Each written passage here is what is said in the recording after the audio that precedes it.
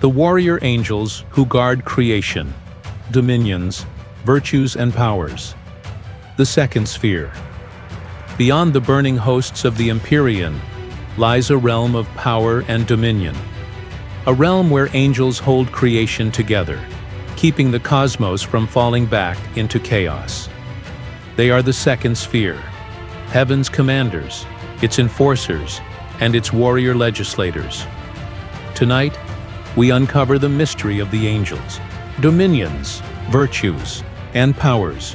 These are not the comforting angels of stained glass windows, but the cosmic agents who stand between order and the return of darkness.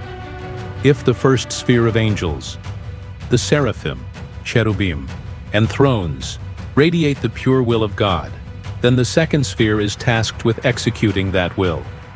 They are the governors, the managers, and the protectors of the entire cosmos. They translate the divine plan into cosmic action, instructing the lower orders of angels, and most importantly, restraining the forces that threaten to unravel creation itself. These are the celestial functionaries, the bureaucrats of divinity, and the generals of the heavenly armies. While they are rarely seen by humans, their influence is said to shape the orbit of every star, every spiritual law, and the foundation of every physical law, and the rhythm of every breath you take. They are the hidden architects and guardians of reality, ensuring that the grand design holds firm against the ever-present void. Let's begin with the dominions, also known as the dominations. Think of them as heaven's royal administrators, the lords of divine order.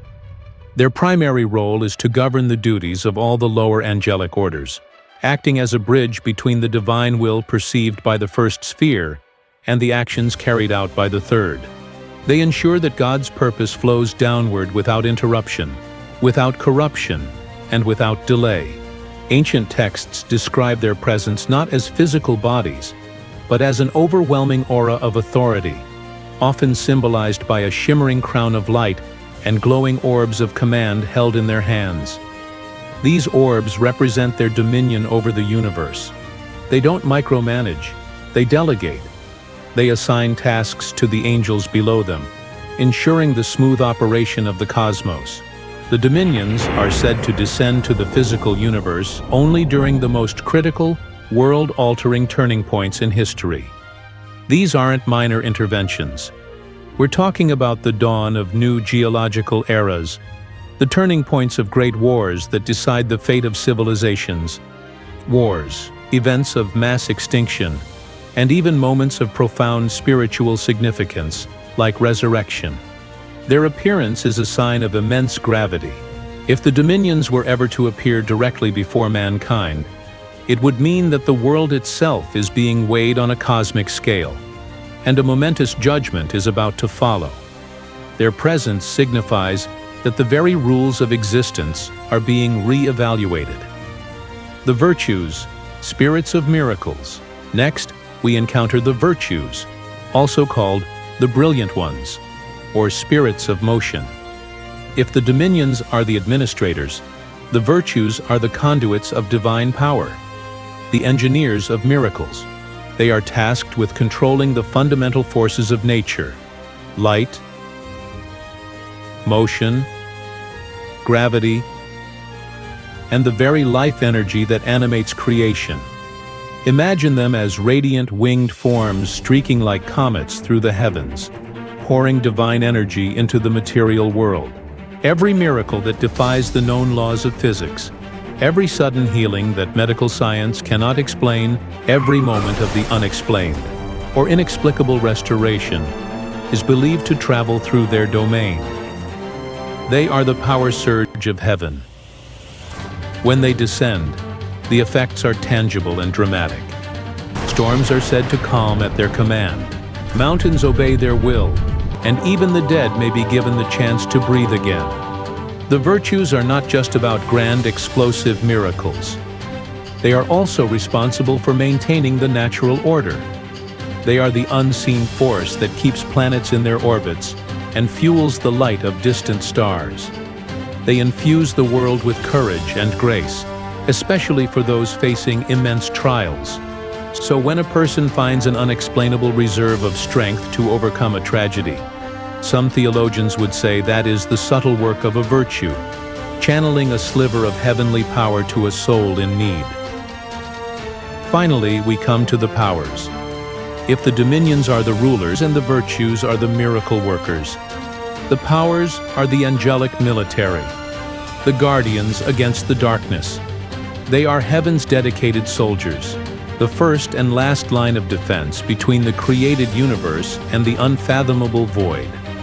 Their existence is one of eternal vigilance, locked in a perpetual conflict with the forces of rebellion and chaos.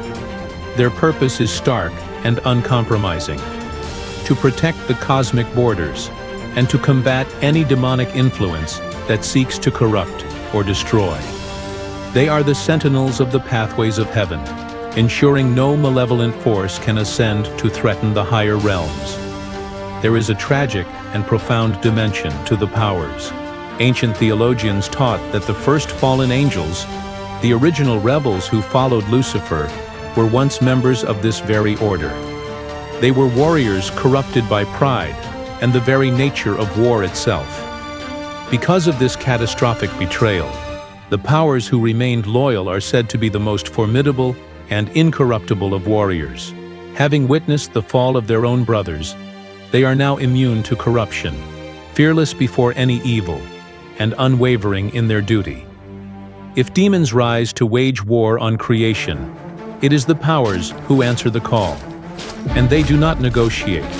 They do not parley. They are the pure, unyielding force of divine justice on the battlefield. So where does this leave us today? How does this ancient celestial hierarchy influence our modern world? The world moves, it is said, because they move. Every law of physics that holds our reality together is a reflection of the order maintained by the dominions.